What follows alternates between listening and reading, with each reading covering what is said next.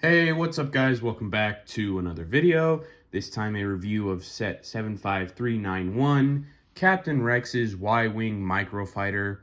This set retails for $13, comes with one figure, and has 99 pieces. So, on the top, or on the front, the box art, I believe is Bad Batch. When he shows up in that show with the ship, so I believe that it's the location being shown. The top shows the scale of the minifigure. The side is just the ship flying. And then the back is that same Bad Batch landscape with the stud shooter feature of the set being shown off. And then the other side is nothing. So, and then a push tab here to open up the set. Inside is 3 bags. Accessory bag for his visor or antenna, or just visors and antenna, which is always included. For any set that has a character that uses those, they just include a bundle of them. And then inside here is his cloth pauldron piece, and then 2 bags for the set, instruction booklet, and show some of the smaller sets, the battle pack, the mech, and the other set based on Mando Season 3. But let's get this set built. Alright, now that the set is built, let's first take a look at the minifigure, which is Captain Rex, obviously.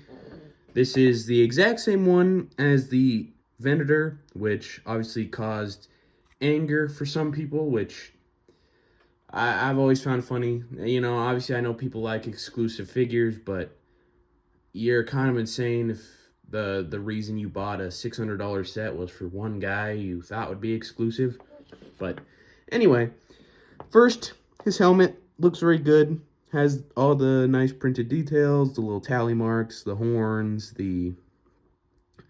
I believe this is, in lore, his helmet is like the Phase 1 and Phase 2 welded together.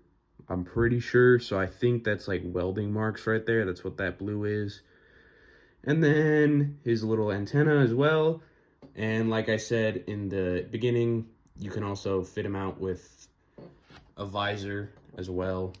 That is included.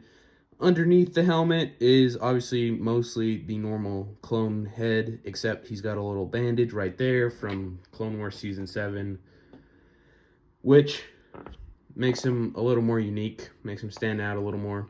And then comes with 2 blasters, cloth shoulder pauldron, which I will say, I wish it was like maybe a little smaller. If they could just like cut it a little smaller.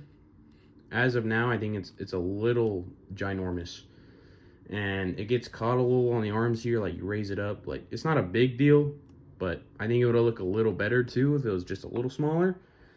But he's got arm printing on either arm, just blue stripe down the middle with a little bit of a panel right there, and then some tally marks on this arm as well, but that's mostly covered up by the pauldron. And then he's got the other part of the pauldron printed onto the chest right there, and then no cloth, which is kind of just what they've stuck to for all the clone troopers, which personally I'm not a fan. Like, it is what it is, but I do definitely think cloth waist capes look a little bit better. But it is what it is. You know, whenever they next make some big jump in clone troopers, maybe we'll see them return. Who knows? On the back, it's the basic clone trooper armor printing. Nothing special going on there. But all around, a good figure. And while I don't think many were mad, anyone who was mad that the Venator was no longer the exclusive owner of a highly desirable Captain Rex minifigure, I don't value their opinions, you know? I think that's pretty lame. So it's good that such a wanted figure is in a much cheaper set, you know? I mean, anything cheaper than UCS level would have been acceptable, so in a Microfighter is really especially pretty nice. And then looking at the Microfighter itself, It's pretty nice. I do like Microfighter builds, you know. They're a simple thing. They're a cheap set to get, and usually the build's pretty solid for what it is. So this one has 2 stud shooters right there. I'm not going to shoot them off, but you imagine you press it down and they launch pretty far, so I don't want to lose these studs somewhere across my room. There's a control panel up front where you can seat them, and then the 2 engines, little guns up front. All in all, pretty solid build. I do have the 2016 Y-Wing, which I believe is the last Y-Wing Microfighter they've done.